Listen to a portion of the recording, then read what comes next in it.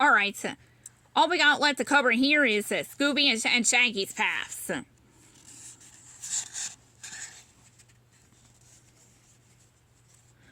Only one thing will calm me down, Scooby, says Shaggy. Let's go find a snack. Shaggy and Scooby walk into the ship's gallery. It's like entering a wonderland of food. The stainless steel tables are loaded with cakes and pies, sandwiches and soups of fresh fruits and vegetables. Like we're in heaven, Scoobs, Shaggy says, laughing. They have everything here except Scooby snacks. That's okay, Scooby-Doo says. He looks around at all the other tasty dishes and drools. No, where is everybody? Shaggy wonders. Like maybe the cooks are on a break. That's okay, Scooby repeats. He stares at a large stack of chocolate-covered donuts and smacks his lips. Suddenly, Scooby's nose twitches. His whole body goes stiff and points like a compass needle. What's up, pal? Shaggy asks. Then Shaggy's nose twitches too. His eyes close and his muscles go limp. A delicious smell wafts through the air. A wispy stream of sweetness wraps around him. Shaggy and Scooby lift off their feet and float in happy bliss. They drift across the gallery. The delicious scent delivers the two buddies to a rolling table filled with desserts. Their eyes grow as big and round as pies. I never seen anything more beautiful, Shaggy sighs. Suddenly something pushes Shaggy's head into a cream pie.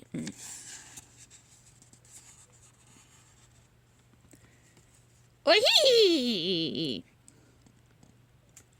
Scooby chuckles. He tries to look innocent.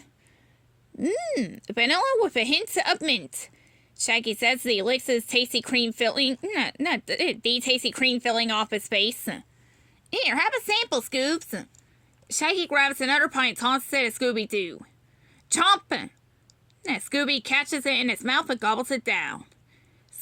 Scooby throws a cupcake at Shaggy. Chomp! Shaggy gulps it down. The two pals bombard each other with every dessert they can reach. Fruit tarts fly, sorbet soars. They throw ice cream scoops like snowballs. It's a food for all. Suddenly, Shaggy sees something behind Scooby that makes his eyes go wide and his mouth drop open. Plop! A caramel popcorn ball lands in his mouth. Rue points, Scooby declares. Then he realizes that Shaggy is staring at something behind him. Ruh-roh.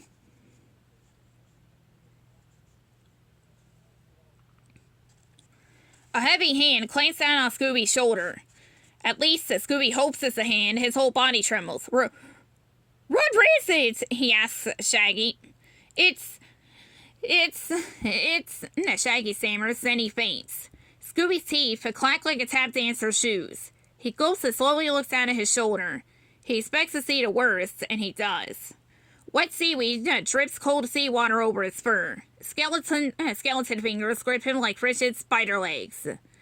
Scooby turns around to look at what's connected to these creepy things. He regrets it. Rah! Rissaros! Scooby screams. His limbs kick into survival gear. His legs spin like windmills gone wild. Scooby takes off and leaves his wits behind. Scooby-Doo peels out like a drag racer. He zooms all around the gallery and barely avoids the major cooking appliances. Scooby spins around the rim of a giant sand mixer. Swings from the hanging pot racks and bounces off a huge mound of rising bread dough. The ghost stands still in the middle of Scooby's riotous run and looks confused. Finally, the spook sticks out the trident and trips Scooby. Scooby sails through the air with the grace of a bowling ball and lands in a pot of cooked spaghetti. Clang! The pot bounces and spins. Noodles and tomato sauce fly.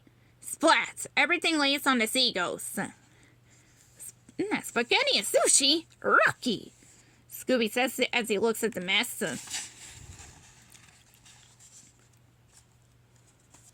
Turn to page 100, it says.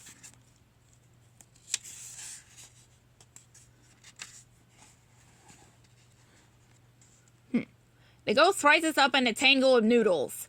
Gooey red sauce drips from head to toe. Shaggy wakes up just in time to see the shambling shape and faints again.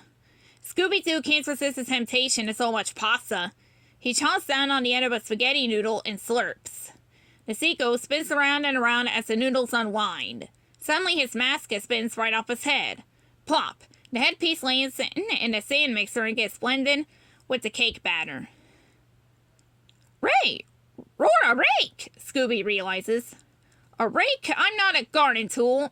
As he unmasks, the man says angrily, I'm Mondo the Magnificent, the greatest magician on the seven seas.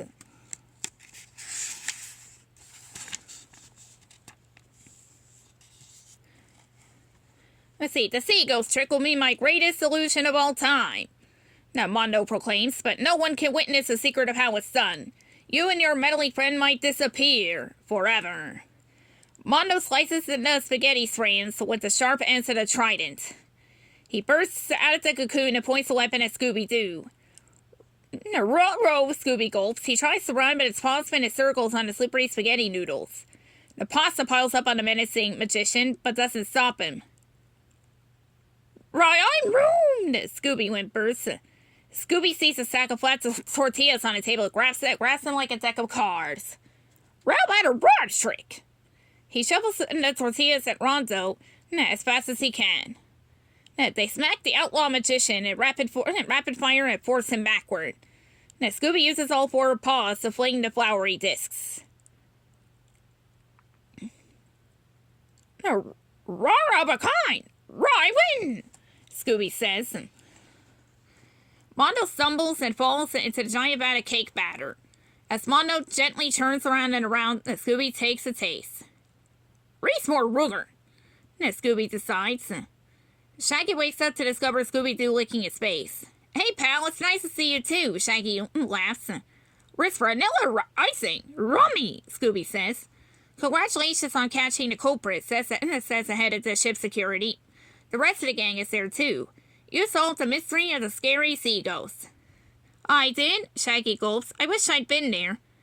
Actually, Scooby-Doo is the hero of this case, Daphne says and puts Scooby on the head, and pats Scooby on the head. Scoobs, you're the greatest, Shaggy declares. So what happened to that spooky specter? He's just about to make his appearance, Velma says.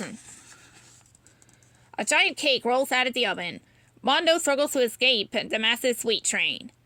Like he's just another half-baked villain, Shaggy says. Page 18 is... let's see, our next stop here. Shaggy can't take his eyes off whatever is behind Scooby. It's a monster, he shouts.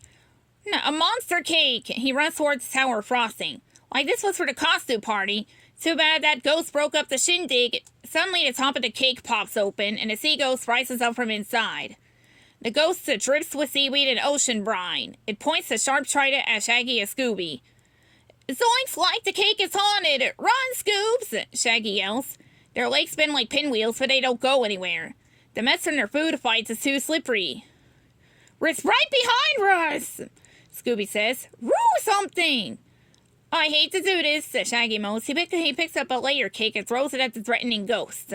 The cake gets speared on the trident. Oh, what a waste of a good dessert. The ghost swings the trident and the cake flies off the poise right at Scooby-Doo. Chomp! Scooby swallows the cake. Maybe it's not a waste after all, Shaggy says, laughing. The specter points the trident at Scooby. Shaggy knocks it aside with a giant stirring spoon.